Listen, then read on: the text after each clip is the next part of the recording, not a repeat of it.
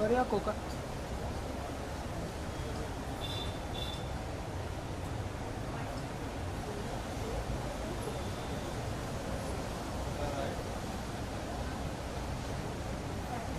Picture मुझे भी मिल जाएगी।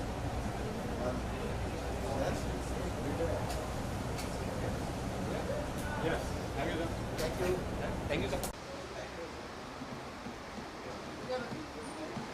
ओके सो सर सबसे पहले तो कोका के लिए कॉन्ग्रेचुलेशन Thank देना you so much. चाहिए क्योंकि लोगों ने बहुत ज़्यादा पसंद किया है इस सॉन्ग जी जी जी जी। तो सबसे पहले तो इस वक्त की फीलिंग क्या है उसके बारे में जानना चाहेंगे। बड़े टाइम बाद मैं सोच रहा था कि कुछ होना चाहिए अब, मतलब क्योंकि मेरा बड़े टाइम का मन था कि मैं प्राइवेट म्यूज़िक करूं, सूफ़ी म्यूज़िक करूं, पर अभी थोड़े टाइम से मैं मन बनाया था कि मैं बॉलीवुड भी करूं, क्योंकि बॉलीवुड की रीच अब बहुत ज़्यादा हो गई है। और मुझे लगता है कि प्राइवेट सारा म्यूज़िक जो है वो बॉलीवुड ने उसको कैप्चर किया है, अपने अम्ब्रेला के नीचे लिया है। तो एकदम मुझे टी सीरीज़ का फ़ोन आया, और ये कोका जो है, हम लोग थोड़े दिन पहले ये बहुत ज़्यादा पॉपुलर हुआ था सलमान पाजी के साथ, और बादशाह सलमान सारे लोग थे, हम लोग रितेश देशमुख चंडीगढ़ में। तो सलमान पाजी ने मुझे बोला वो गाने के लिए, मैंने एकदम गाना गाया, और मुझे नहीं पता था कि वो बॉबी देओल उनके वहाँ से लाइव हो रहे हैं। तो इतना पॉपुलर हुआ, इतना वायरल हुआ, तो उसके बाद आई थिंक बादशाह के भी माइंड में आया होगा, उनकी फ़िल्म आ रही है, तो उस टाइम का तो हिट गाना था ही। देन फिर उन्होंने ये रिक्रिएट किया है, तनिष्क बागची, उन्होंने इस टाइम के फेमस आर्टिस्ट, आई थिंक उन्होंने बहुत सारे जो पुराने गाने हैं उनको एक नया पहरावा दे के लोगों तक पहुंचाया है।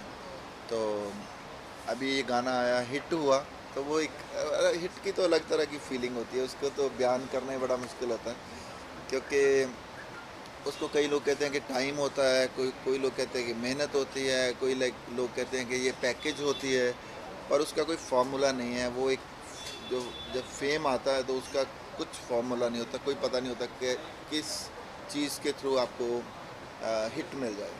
तो अभी आपकी करिए आपने बादशाह की तो बादशाह के सॉन्ग्स को तो आजकल लोग बहुत ज़्यादा ही पसंद कर रहे हैं।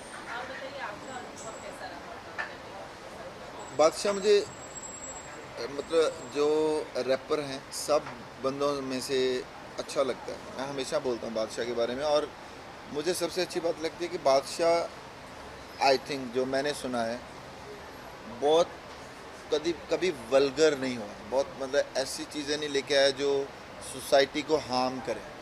तो कुछ रैपर हैं जो सोसाइटी को हार्म करने वाली चीज़ें वो एथिक नहीं रखते वो। मगर बादशाह को मैं पर्सनली भी मिला हूँ, बड़ा शाही बंदा है, और तहजीब वाला बंदा है। कभी मैंने उसको ऐसे नहीं देखा कि बहुत सारी चैनें पहन के आ गया और पीछे हटा रहे हैं लोग, या कुछ ऐसा नहीं, आराम से सिंपल बातचीत करता है, और वो अच्छी चीज़ लगती है। और वो एक अच्छा मैसेज भी जाता है लोगों के पास कि ये इतना बड़ा स्टार जो है हम्बल है, तो मतलब जो हम्बल रहना एक बहुत बड़ी बात है, ये एक मैसेज जाता है। सर आपने स्टार्ट तो बहुत पहले किया था लेकिन दिल लेके पूरी गुजरात में जी यहाँ से मैं कहूँगी कि आपको एक अलग सी पहचान सी मिल गई होगी जी क्योंकि वो सॉन्ग लोगों ने बहुत ज़्यादा पसंद किया जी था। जी। तो उसके बारे में थोड़ा सा बताना चाहेंगे। दिल लगी कुड़ी गुजराती जब गाना किया था हमने, उसके पहले मैं पंजाब में काम कर रहा था बहुत सारा। मगर जब वो टाइम्स म्यूज़िक ने वो गाना किया, टाइम्स म्यूज़िक नया था, मैं भी नया था, मैं नहीं आना चाहता था। मेरा मन नहीं था कि मैं नेशनल पे गाऊं, क्योंकि मैं पंजाब में थोड़ा हिट था।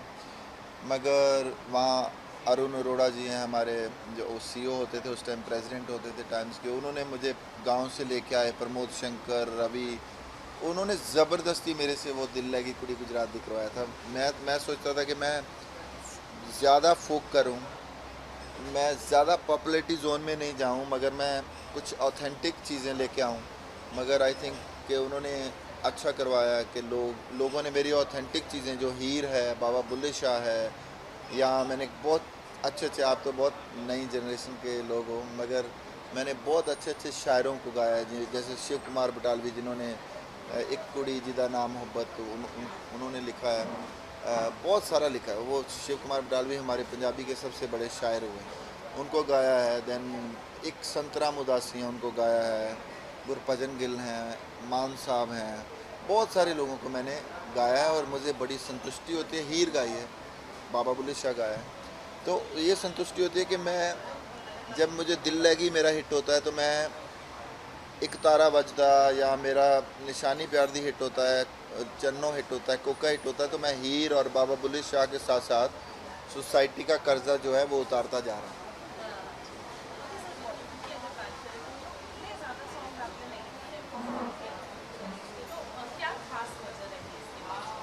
जो रिजेक्ट की, जस्ट सेलेक्ट की, क्या वो सेट की मैंने। ओ, बॉलीवुड पहले तो कभी भी मेरा टारगेट नहीं रहा, कभी भी मेरा मेरा निशाना नहीं रहा कि मेरा डेस्टिनेशन बॉलीवुड है। अच्छा लगता है बॉलीवुड में करता था। बीच में शंकर पाजी ने मुझे बोला था, शंकर महादेवन जी ने, वो लौंग दा लिश्कारा आपने सुना होगा गाना, वो हिट था।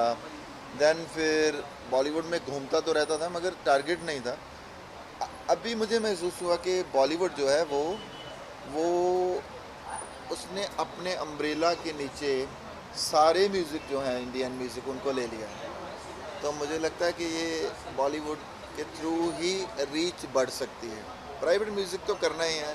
पंजाब एक ऐसी जगह है जिधर आप प्राइवेट म्यूज़िक करते हो तो अपना म्यूज़िक करते हो तो आपको कभी बॉलीवुड की ज़रूरत नहीं पड़ती। आपने देखा होगा गुरदास मान जी हैं, सबसे बड़े स्टार हैं, बहुत बड़े स्टार हैं। हरभजन मान है, सरदूल सिकंदर हैं, हंसराज हंस जी हैं, सतिंदर सरताज हैं। बहुत सारे लोग हैं जो बॉलीवुड नहीं भी करते और फिर भी वो बहुत बड़े स्टार हैं और बहुत बढ़िया तरीके से सर्वाइव करते हैं। तो मेरा जो स्टाइल था थोड़ा सा पंजाबी को लेके थोड़ा सा सॉफ्ट स्टाइल था, मगर मैं चाहता था कि मेरी कुछ और स्किल्स भी बाहर आए। मेरी जो सोलफुल एक गायकी है वो बाहर आए, सोलफुल मेरा एक जो रिसर्च की नेचर है वो बाहर आए। तो इंटेलेक्ट जो है तो मैं कह सकता हूँ, तो वो अब मैं बहुत मेहनत करके, बहुत अपने आप को फिल करके इधर की तरफ मैंने रुख किया है। और मुझे लगता है कि मैं, और सबसे बड़ी बात है कि कोका एकदम हिट हुआ है तो मेरा जिक्र होना शुरू हुआ है। ये भी बड़ी बात होती है क्योंकि हिट होना भी बड़ा बॉलीवुड में खास करके हिट होना बड़ा ज़रूरी होता है। बाकी जगह पे हिट की ज़्यादा अहमियत नहीं होती, उसमें कई बार स्किल्स को भी लोग प्रोत्साहित करते हैं या अप्रिशिएट करते हैं, मगर बॉलीवुड में सिर्फ और सिर्फ पॉपुलैरिटी को अप्रिशिएट करते हैं। तो यहाँ पर अब मैं वापस आया हूँ, मेरा मन बना है बॉलीवुड करने का, पर करूँगा अपने अपने तरीके से करूँगा। सारी चीज़ें वो जो मेरे एथिक्स को ख़राब ना करें, कल्चरली डैमेज ना करें, वल्गर लिरिक्स ना हों, जो बच्चों को एकदम, बच्चों के माइंड को पोल्यूट कर दें, वो उस टाइप के लिरिक्स ना हो। चाहे पॉपुलैरिटी थोड़ी कम भी हो जाएगी तो चलेगा, मगर सोसाइटी एकदम डैमेज हो जाएगी तो फिर वो नहीं चलेगा मेरे लिए।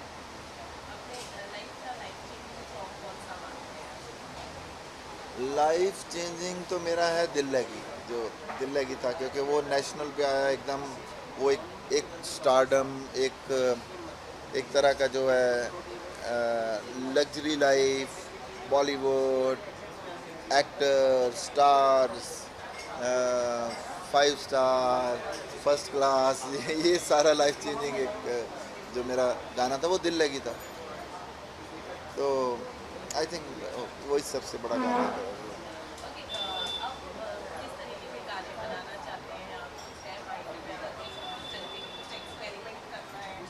एक्सपेरिमेंट तो करना ही है, एक्सपेरिमेंट मैं पहले से ही करता हूँ। जब से दिल लगी भी आया है मैंने एक्सपेरिमेंट किए ही हैं। मैंने एक्सपेरिमेंट से कभी डरा ही नहीं, ना मैंने डरना है।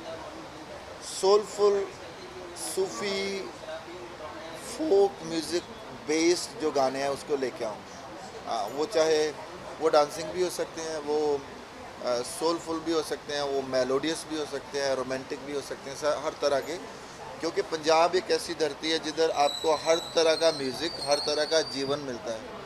सो बस एक चीज़ से गुरेज करूँगा कि शराब,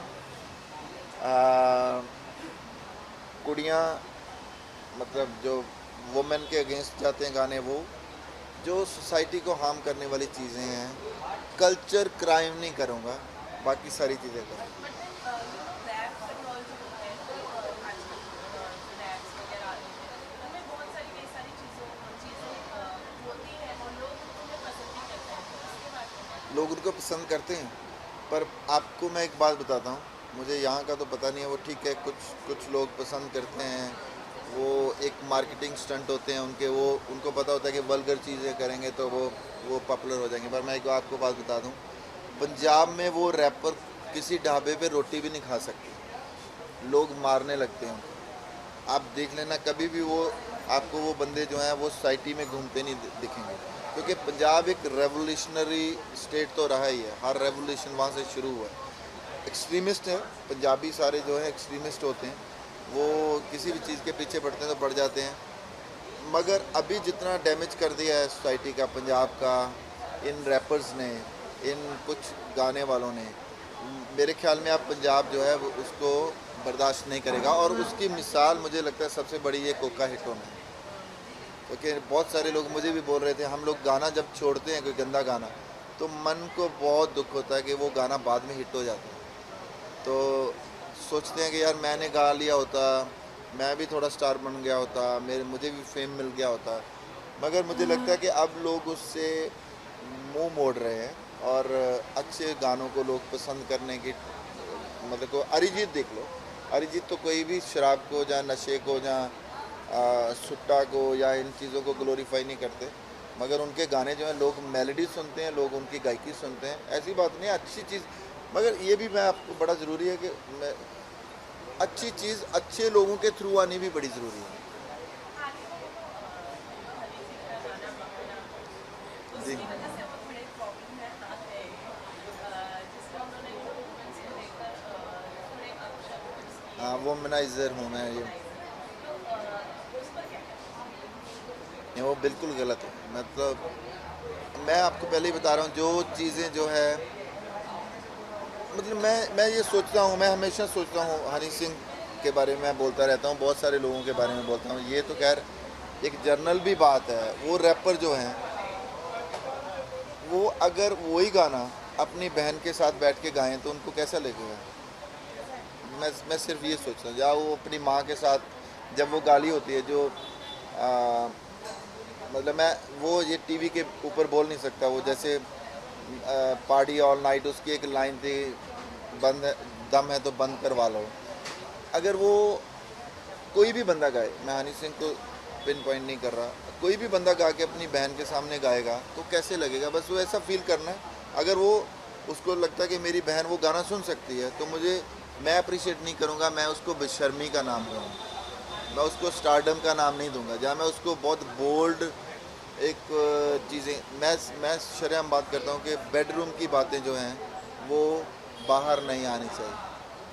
हम हर बंदे की शादी जब होती है तो सुहाग रात वाले दिन वो क्या करता है वो आप गानों के थ्रू लोगों को नहीं बता सकते, बस यही बात है। बैन नहीं करना चाहिए, सज़ा करना चाहिए, ये कल्चरल क्राइम है और इसने सबसे ज़्यादा नुकसान किया है और होएगा लोगों का नुकसान। अभी हम लोग कहते हैं ना, वेस्ट जो है उसमें डेप्थ नहीं है, वो डेप्थ इसलिए ख़त्म हुई है क्योंकि उन्होंने कोई पाबंदी नहीं लगाई। हम कल्चरली बहुत रिच हैं, हमारे एथिक्स जो हैं, हमारी सिविलाइजेशन जो है वो दुनिया उसको अप्रिशिएट करती है और दुनिया उसको फॉलो करती है। तो हम ही अगर अनसिविलाइज्ड हो जाएंगे तो देख लो हमारा हाल क्या होगा, हमारी जगह ही नहीं रहेगी दुनिया में कोई।